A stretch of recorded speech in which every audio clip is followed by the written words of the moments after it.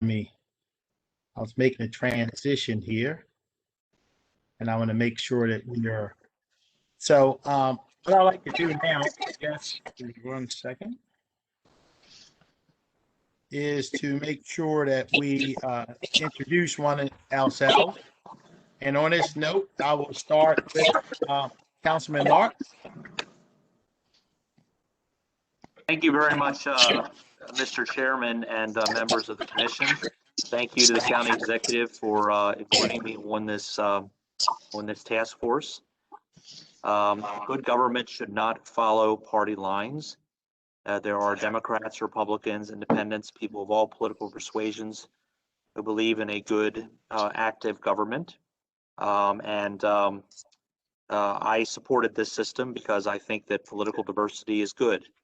I think that when one party and one point of view dominates in a monopoly, that is not good for democracy. Oftentimes, political candidates struggle to get their viewpoints known, and they struggle to communicate. We have very engaged, intelligent citizens in this county, but oftentimes it's tough for minor party candidates, candidates who lack the resources to simply broadcast their viewpoints. The current governor of Maryland benefited from this type of system when he ran for office. And I think that in the future, political candidates of all persuasions who bring valuable viewpoints to the table will benefit from the system. So it's my honor to be here today. I thank the county executive and the chair for including me in these discussions. And I look forward to a very robust conversation about where we go from here. Thank you. Thank you, Councilman Marks. Now I'll go right down the line in no specific order other than the order that's on my screen. Ms. Sue Goranzik.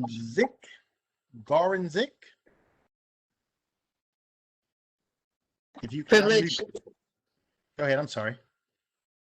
Could you hear me? Yes, we can. Okay.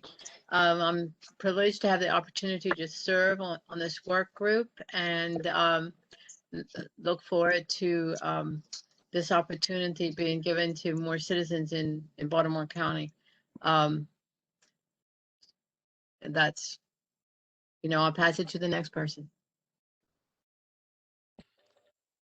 Thank you very, very much. Next person would be Mr. Eric Washington. Hello, everyone. So as a former candidate at times in Baltimore County, I know it's so important to be able to start off on the same playing field. It gives so much power to anyone in the community who's willing to run and to put themselves out there. So I am so delighted to be a part of this committee, and I know I can lend from the point of a candidate who's struggled perhaps at times to even have fun. So it's important, and I'm delighted to be on the committee. Thank you very much, Mr. Washington. And next, I would like to call Ms. Emily Scarf. Hi there. For those of you I haven't met, I'm Emily Scarf. I'm the director of Maryland PIRG. I've worked with the PIRGs for about 15 years and with Maryland PIRG for going on 8.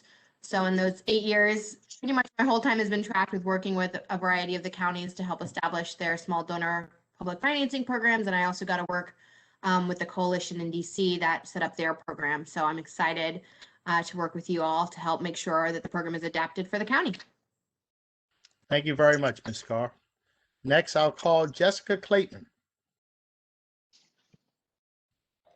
Thank you, Councilman, and thank you, County Executive and everybody here. I am excited to be a part of this work group, like you all are. As a Baltimore County resident, I want to see more people have the opportunity to engage in our electoral process.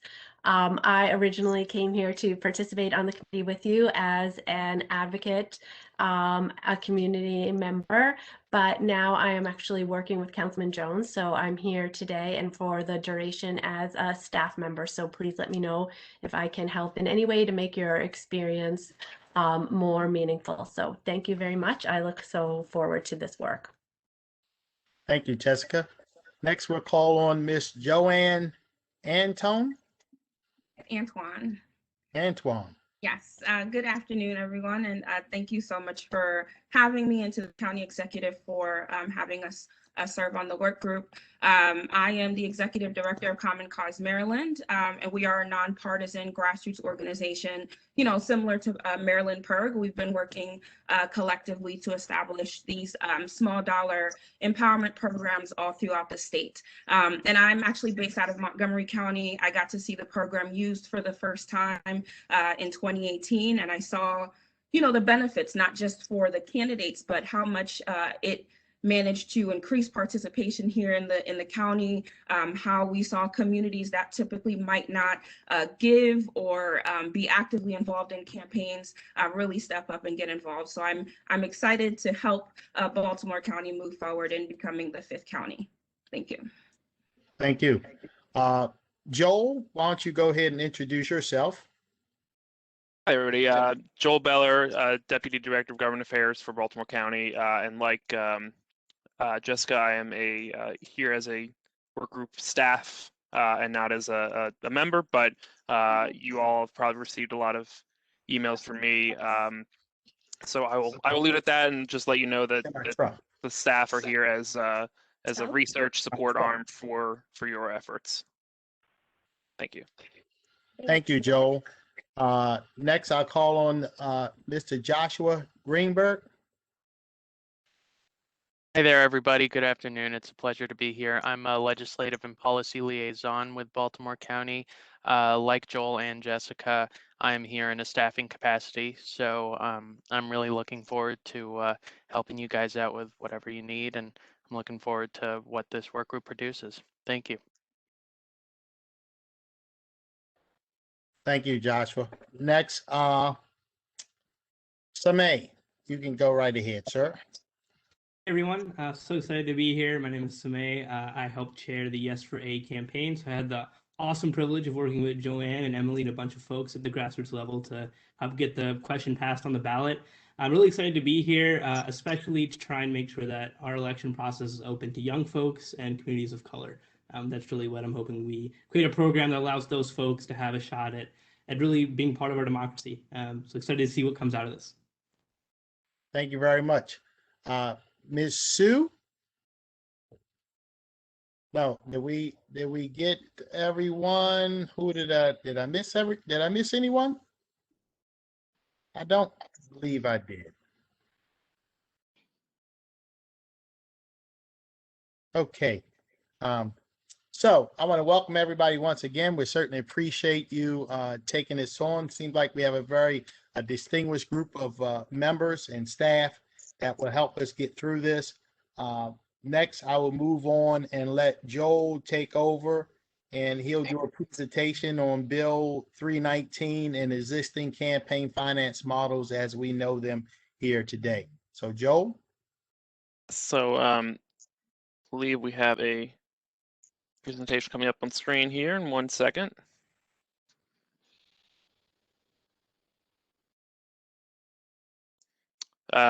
So again, just to tell you know that myself, Josh, and Jessica are here as staff, and this is the kind of thing we're here to do, is sort of bring some background research to you. I think those of you who have had involvement in these type of issues in the past, a lot of what we're going to talk about in the next few minutes is not going to be a surprise or new information, but we felt just giving us, it was a good use of time at this meeting to just put a baseline down of what we're talking about and what is out there that exists already that can help us model. That being said, I think some of the folks on this call know more about this topic than I do. And so please feel free to clarify or correct or ask questions during the presentation if you have them, because this is a pretty high level overview, but it may not be really dive deep to give the full picture just yet. So leave it there. So we are here, as the county executive mentioned earlier, that this all kicked off because of Council Bill 3-19, which was a proposed charter amendment to create the Citizens Election Fund system that was subsequently passed by the County Council in the spring of 2019, which led to the ballot initiative, question A, as Samay mentioned, which the voters of Baltimore County approved on November 3rd, 2020.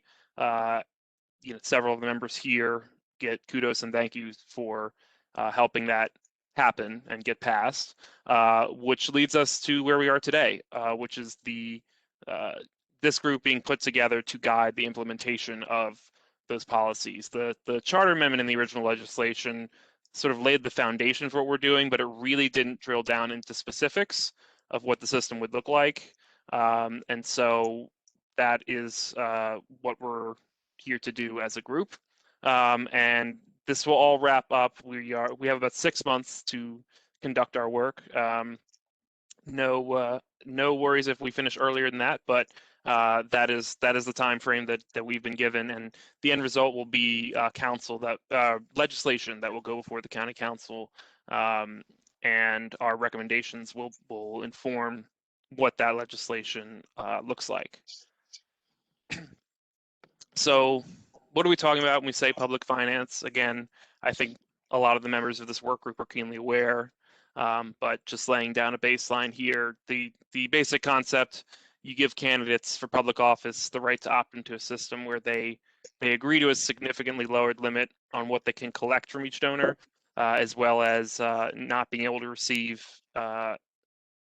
donations from most entities, your PACs and whatnot. And if a candidate abides by those limits and reaches certain thresholds, that's total money raised and the number of qualified donors who donate to their campaign, they're able to participate in that system that matches the funds that they're able to raise. So why does this matter?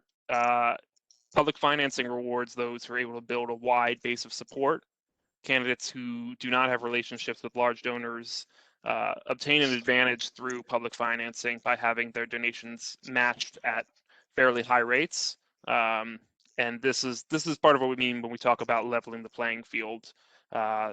Employing a tiered matching system that gradually tapers off with larger contributions basically rewards folks for having more donors, a bigger pot of grassroots folks, instead of for how much each of those donors can give.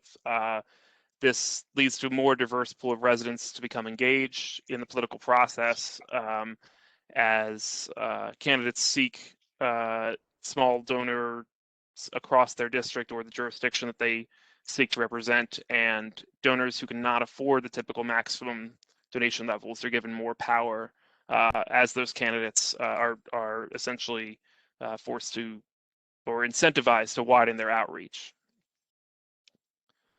So what is in Bill 319? As I said, it's a pretty big overview, but essentially the bill stipulates that a public financing system must be set up for candidates running for county council and county executive beginning in the 2026 general election. That system must be voluntary, inclusive to all who meet the criteria. It must include a sub-fund, which will distribute contributions made directly by residents. This bill does not identify what those eligibility criteria are to get into the system, which will be one of our main tasks as a work group. In terms of how the fund is financed, it will be from the county's budget, as well as that sub-fund I mentioned, the direct contributions that citizens will be able to give. And every year, the Citizens Election Fund Commission, which I will discuss in a moment, will determine how much county funding will be needed in the following fiscal year to ensure that the system is fully financed ahead of the following election cycle. So the county executive must take that recommendation and include it in his budget for that upcoming fiscal year. Although there is a provision that releases the executive from this requirement, but only during dire fiscal circumstances. And when the funds are dispensed to qualified candidates, the voluntary contributions that we talked about must be fully expended before money originating from county funding can be used. And so getting back to that commission, The legislation states that it has to have 9 members, 2 of which are county executive appointments, 7 of which are appointed by the county council. The appointment, the procedures that I just named in terms of who appoints them are really the only details given about the makeup of this commission. So, you know, we think that part of this group's recommendations will be to look at should there be additional qualifications or recommended members or functional processes in place in that for how that commission operates, that we should be recommending for how it operates once it launches. And as I mentioned, this commission or that commission, its job will be to evaluate how much money each year should be transferred into the Fair Election Fund for the next fiscal year. They have to give that recommendation about 6 months before the end of each fiscal year. So we will benefit from the fact that other places have already had a system up and running. Prince George's County, Montgomery County, Howard County, and Baltimore City all have their own systems in place. The model is generally the same. Basically, a candidate has to meet certain qualification limits to be eligible. These thresholds are based on, as I said before, on the number of eligible contributors that have donated to a candidate during the election cycle and the total money raised from those contributors during the cycle. Candidates are also required to cap the amount of money received from each contributor during the election cycle and refrain from collecting donations from certain entities, like I mentioned, PACs before, in order to maintain that eligibility. Once they've reached those thresholds, they can apply to the Maryland State Board of Elections and submit a filing that essentially gives an overview of their campaigns, summary of contributions, expenditures, to confirm their eligibility, and the State Board of Elections is the final arbiter of the candidate's eligibility for public financing. Local jurisdictions then are responsible for distributing the actual money to candidates that have qualified. Each jurisdiction has a tiered system that details the level of matching funding to be provided to each candidate and how much total public funding can be collected by each candidate.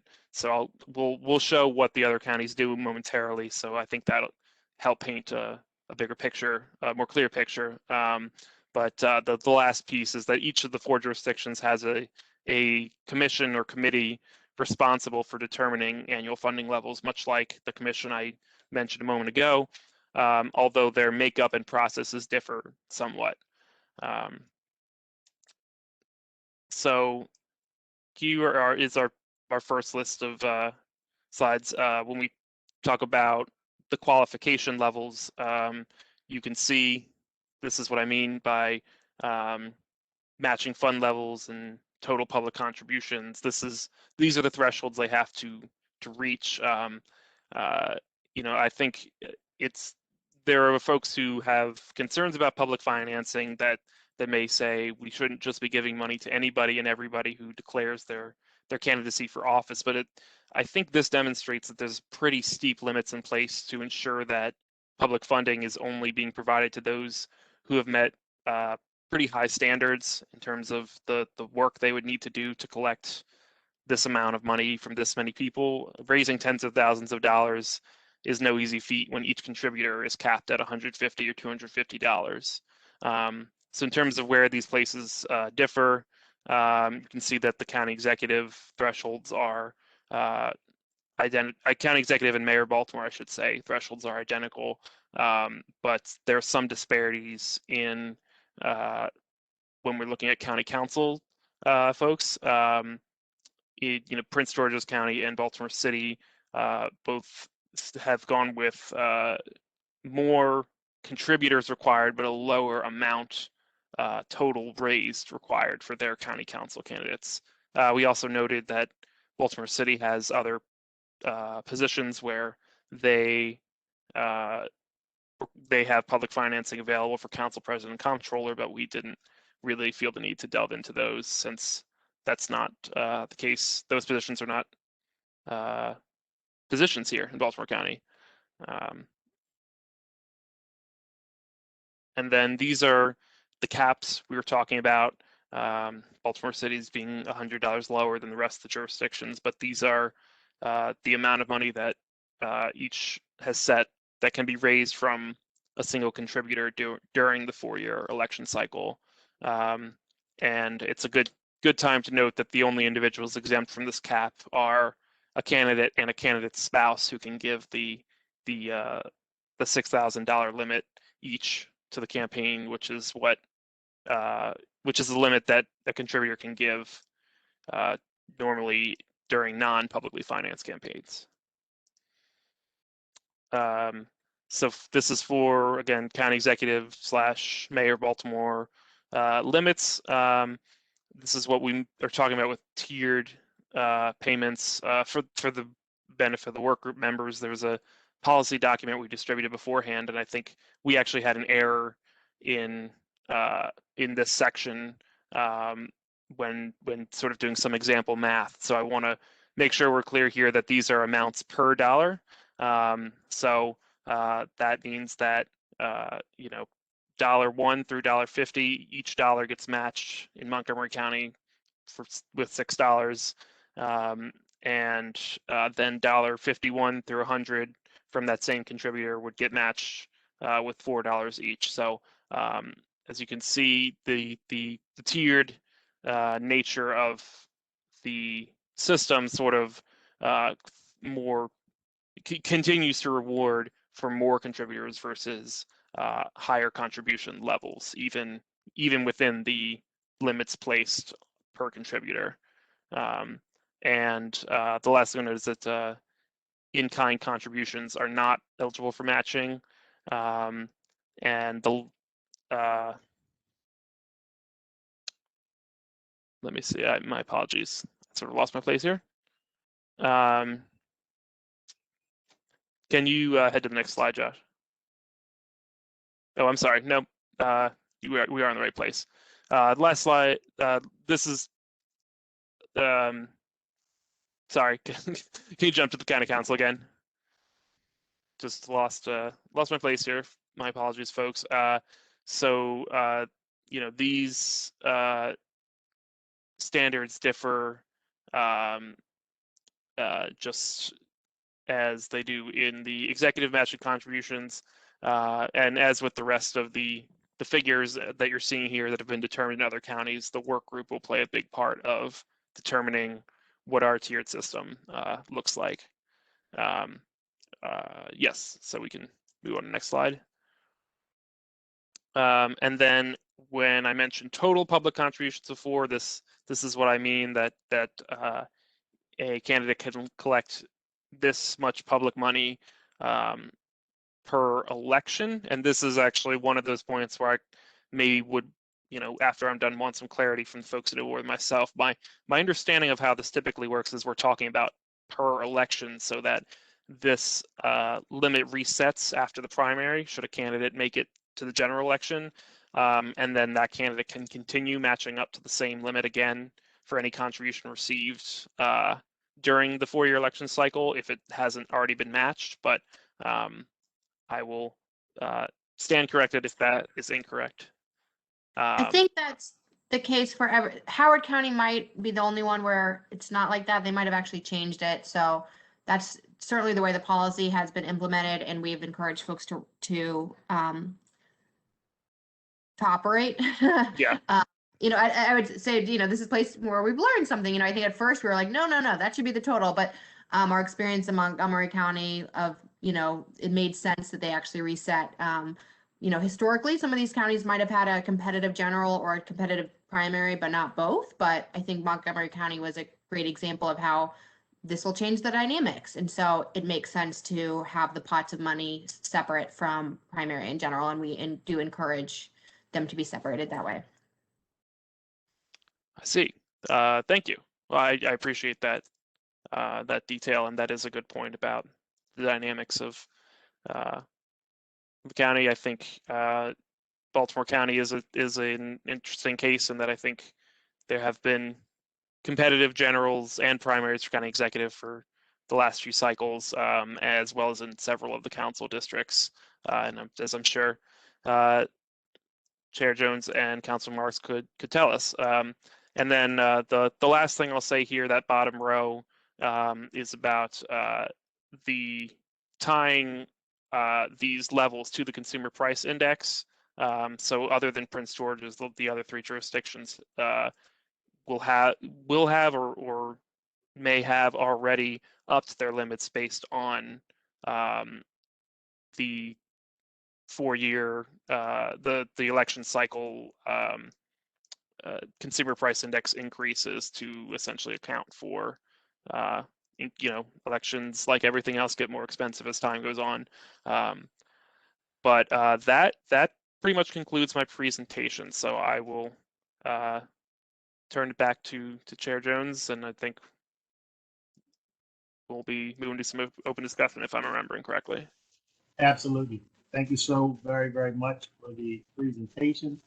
And now what I like to do is, basically, we wasn't going to do a lot of heavy lifting today since this is our first day, but I would like to just open it up for some discussion on people that may have some experience or some thoughts about what may have happened in the other jurisdictions, or your ideas or what you're thinking about.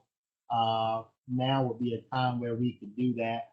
And let me adjust my screen here. So what I would do is just ask everybody, so we can maintain some order, if we can just simply raise your hand if you have something to say, and I'll call on you, and then you can unmute your mic and say what you have to say. And, I think it's only 8, 9 of us or something like that. So it's not a big deal. Probably don't need all of those rooms, but I'm used to trying to bring some order here. But if anybody has anything to add on what you've seen so far, or any comments on what you know or what you believe, and I see Joanne chomping at the bit. Did you raise your hand?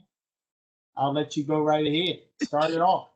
No, I first was going to say that, Joel, your summary, was great. I was over here checking my notes to make sure all of our stuff was up to date with yours. So thank you so much for that.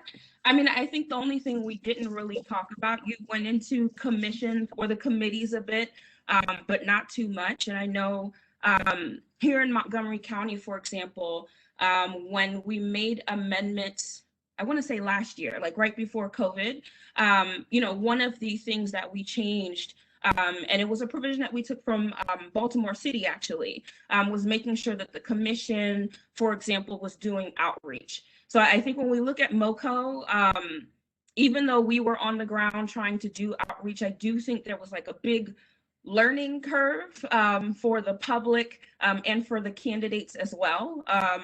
And I think we'd want to ensure that whatever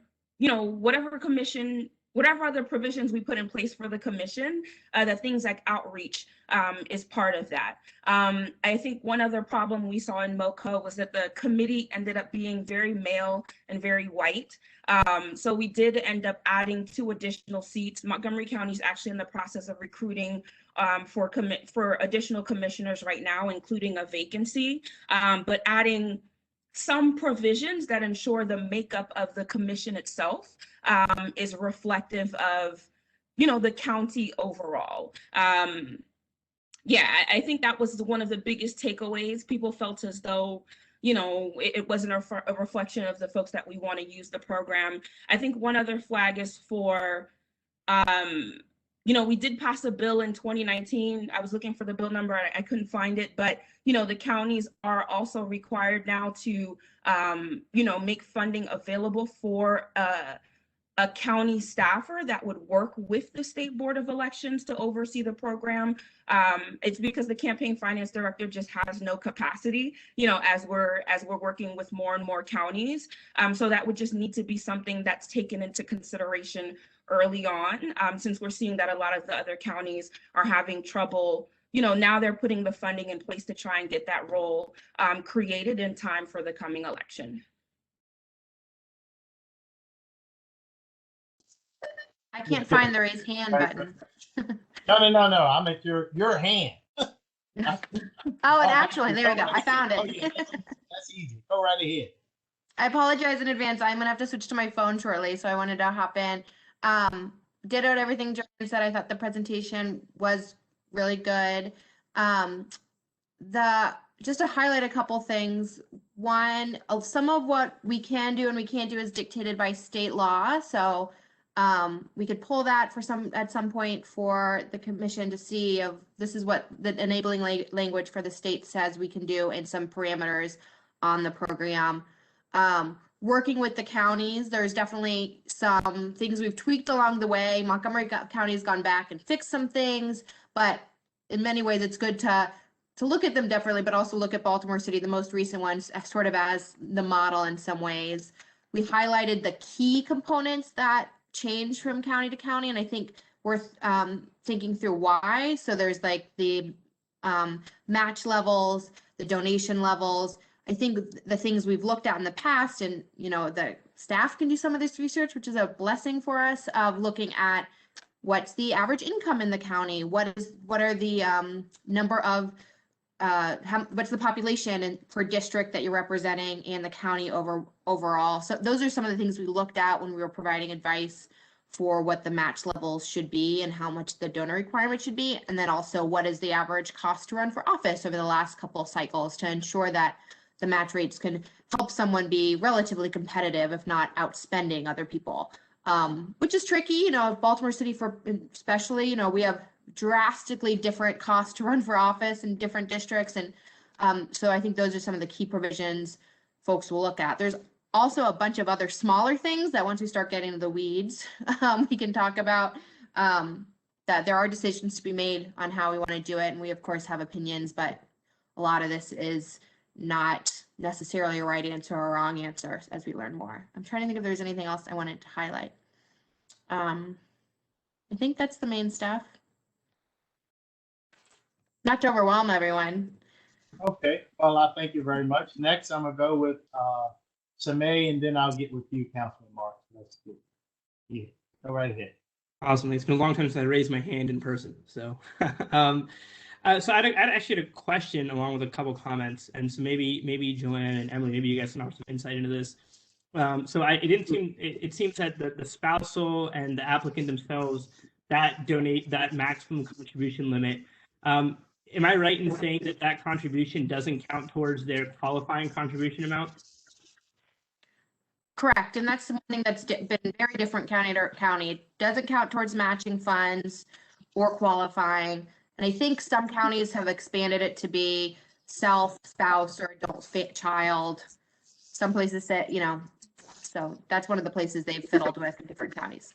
Okay, that was just one thing I was thinking of. We're trying to make sure that this is really open to everyone. We want to ensure that people aren't in any way using their own maybe family wealth or anything to game the system a bit, because that would, I think, contradict some of our efforts.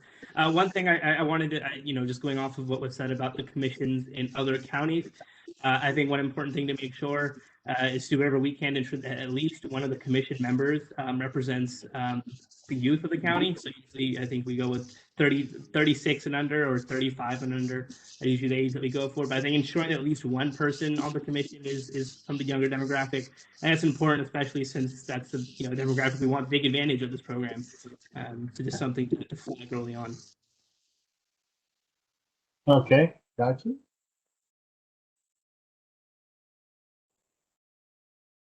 I'm writing things down, so. Okay, Councilman Marks. The only thing, these are all really good observations, and Joel, wonderful presentation. The only thing I'm going to add is that I think we should replicate the other counties' provisions, that there be certain numbers of different parties on that commission. We require the Ethics Commission, the Board of Appeals, other bodies to have diversity of political parties represented. And it seems to me that if Montgomery County and Howard County and such are requiring that we should also mimic that requirement. Okay, gotcha. Any other questions or comments? Councilman, Oh, go right ahead. if I could, let's go with Joanne, and then I'll come back to you, Samay, and then I think you're going to ask me a question. Go right ahead. Yeah, just one other thing as I'm looking at my notes and, considering the conversations in Montgomery County, is allowing for carryover funding. I mean, initially we weren't completely on board with that, but I think, now that we have city council members who have used the program, some of the concerns, for example, not having the funding in place to be able to keep your website up.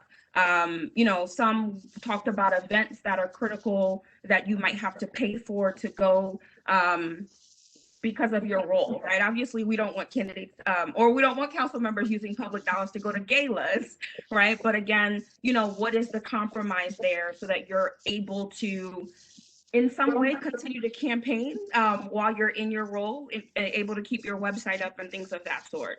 And I can get more info on kind of where we landed in Montgomery County, if that's helpful. Just the other flag, we did do research for Baltimore County. We never published our report, but we do have things like the average fundraise for all the council, county executive, and so forth. And I can send that to staff so that we can consider those numbers as we're preparing match rates. Okay, thank you. Samay?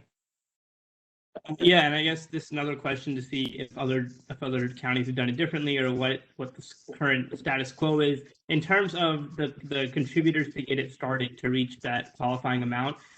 Are there any provisions that these contributors have to be from within the district or within the county, or is it to be within the state? What do those restrictions look like? Well, to me, I don't know, but I haven't really dove deep into the other jurisdictions, but I would think it would only make sense that the person should at least be from the jurisdiction, if not the district. Doesn't make a lot of sense to me to have somebody collect an awful lot of campaign contributions from New York, for example. So I don't know what the others say, but certainly a good point. And what would you rather it be? Are you saying that it should be from within the jurisdiction? So what is your thought? Yeah, absolutely. Definitely, at least within the county, I would say. If it gets councilmanic wise, if you want to dig that deep, that's a question too. But yeah, definitely at least within the county, I would say is important. I mean, that's the community that these folks are looking to represent. So. Okay. Yeah, we've gotten it down. There was an amendment proposed in Montgomery County to match out of state dollars. None of the counties match out of state dollars. I want to say they all only match and count as qualifying county level contributions. Even that's hard to do. I live on a block that's half Baltimore City, half Baltimore County. But the Board of Elections has so far said they don't think we have the capacity to do per district limitations. Although I think, that's the purest way to do the program. I think it would take the state or the county investing a lot of money in setting up some sort of new software that we're not equipped to do yet. But principally, I totally agree, Samay. And the counties have all agreed as well. Sue, you're muted, Sue.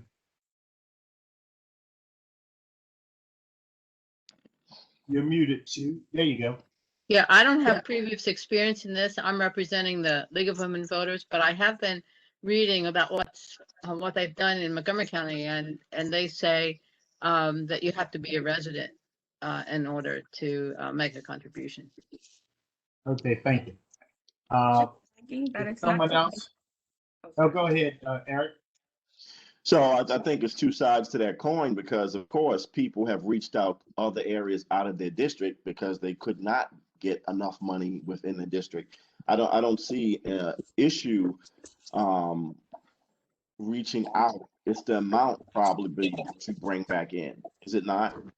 Isn't it the amount and not the fact that you bring in a contribution of, as you say, across the street? What is the actual issue, and is it the amount that we're talking?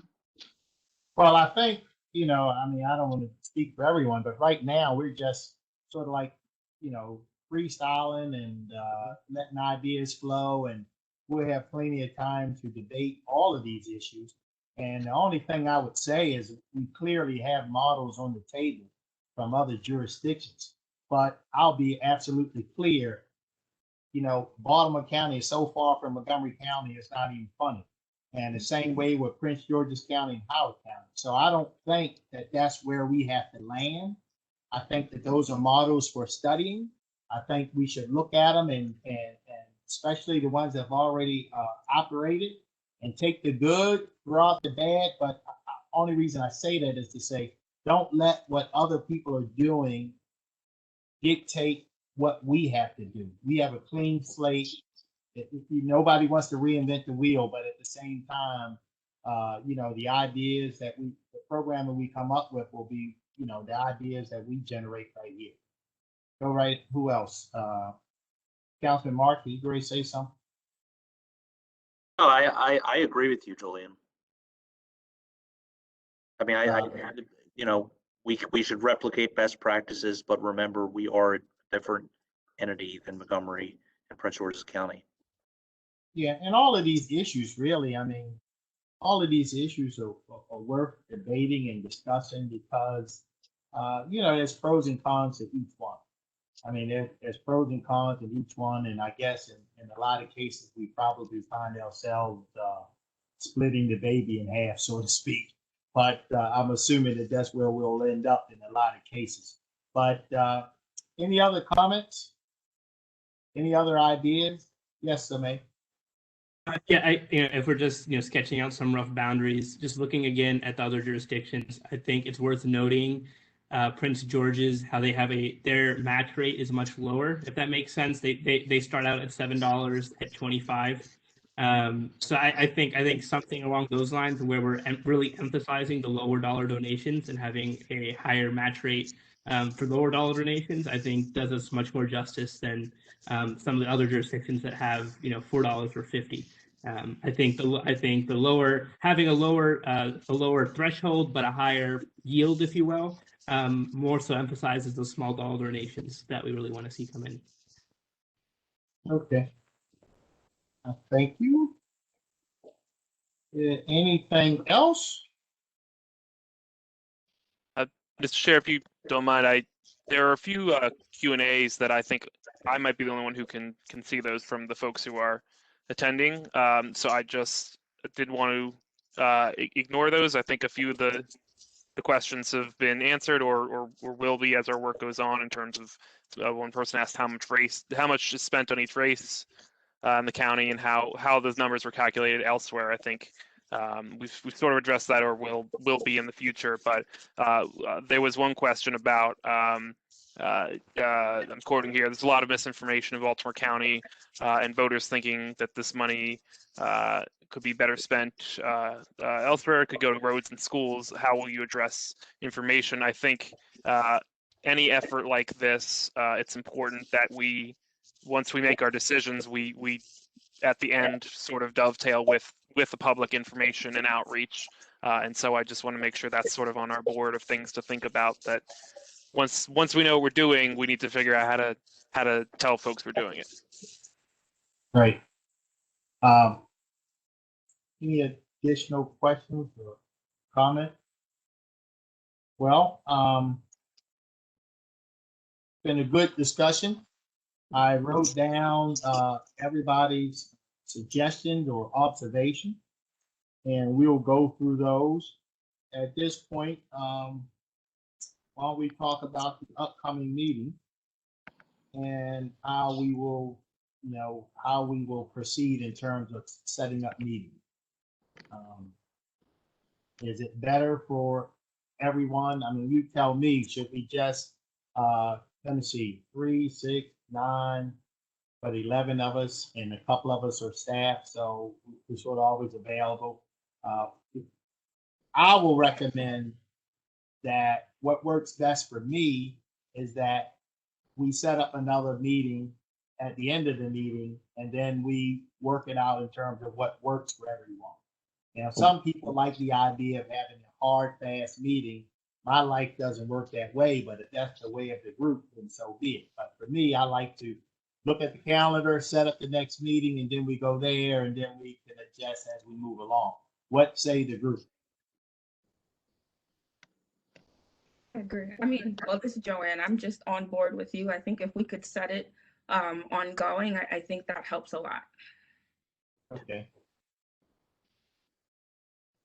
So why don't we look at so we know we have like 6 months to do this. Why don't we set up, at a minimum, let's set up the next meeting. And then what we'll do, we'll send out, staff will send out information on, the link and what have you. And then what will be like the item of discussion that day, and make sure everybody has any information coming along. I don't think I think this. My backup computer mic came on. Sorry about that. So why don't we? Joel? You want to try to set up something for the next meeting? Sure, maybe, I think we tossed around the idea of once a month, and, we could, one idea is, we're with the fourth Thursday in April, we could tentatively say afternoon of the fourth Thursday in May, which would be the 27th of May, and sort of set that as the sort of the last or second to last week of the month on Thursdays, as our sort of default. I guess if the afternoon of May 27th doesn't work for anybody, they should speak up now. I guess that's the best way to do it. That is it would have to start probably after 2. That is our legislative session, and that's the. Oh, right. Of course it is. I should. See what I mean? Yep. Maybe the preceding Thursday then, the 20th. Yeah, that's better for me too, Joel. Yeah. Yeah. It is for me too. I don't know why I didn't think of that. Now? What day were you saying? Are you still on the 27th? No, the 20th, a week earlier. Well, again, we have budget deliberations that day. Yeah. So this is a tough month. If you were to stick with like the 27th, if it were to be like at 2:30, would that work? 22nd? At 2:30 on the 27th, 2/7. I'm assuming the budget message will be over. Depends on how much Wade has to talk. When's the budget message? Isn't it 10 o'clock that day, Julian? Yes. Oh yeah, that should be over with by like 11:30. No, but there's another meeting that, to be quite honest, I'm not even sure what it is, but it is a virtual message. It is a virtual something with me and the county executive, I think 1 o'clock. I don't even know what it is. Something's going on at 1. That's why I said 2:30. It's a little tough for me, but if I'm late, I can just jump on late. What are you saying? You want it later than 2:30? Well, 2:30. If I'm fine, I can just jump on late. 2:30 probably will work. Yeah. I mean, it doesn't matter to me. 2:30, 3 o'clock. Is that better for you, David? I think we should be consistent for everyone. I don't want you to just plan around me. And if we did 2:30 that day, that's fine. Let's say the rest of the group. Can we make that work? 3's better, but I was gonna say 3 works. 3 instead of starting at 2:30, 3 works. Okay. How many Three's people great. raise your hand at 3 o'clock on the 27th work? Joel and Jessica, y'all don't have your hand raised. Yeah. Okay. All right. There it is. May the 27th at 3 p.m.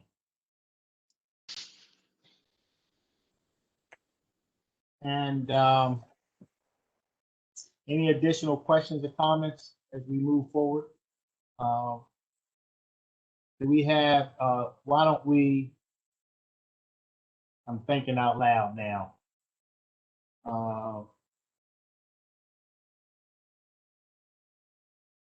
Yeah, that's fine. 27th at 3 p.m. Joel, you guys can send out a group text or group message with everybody's email on it. So everybody would know who everyone is, and if there's any communications, that group message, everybody will be able to communicate with everyone. I think that would be great. I guess I was thinking out loud, and I was thinking I don't want to get too far ahead of ourselves with a lot of people sending a lot of stuff, because sometimes people don't have time to really catch up with the emails. You know what I mean? So let's try to keep most of the heavy lifting when we're all together and everybody can focus on what we're doing. That's one of the issues I know with our county council. We send out all these group messages, and if I'm at an event, I can't keep up. And then by the time I look at it, they've gone way down the road and turned left, and I would have rather not gone at all. So that's my observation. Any additional questions or comments before we leave? So again, on behalf of myself and the county executive and all the citizens of Baltimore County, we certainly appreciate everybody's willingness to participate in this committee. And I think we're going to be doing some good work.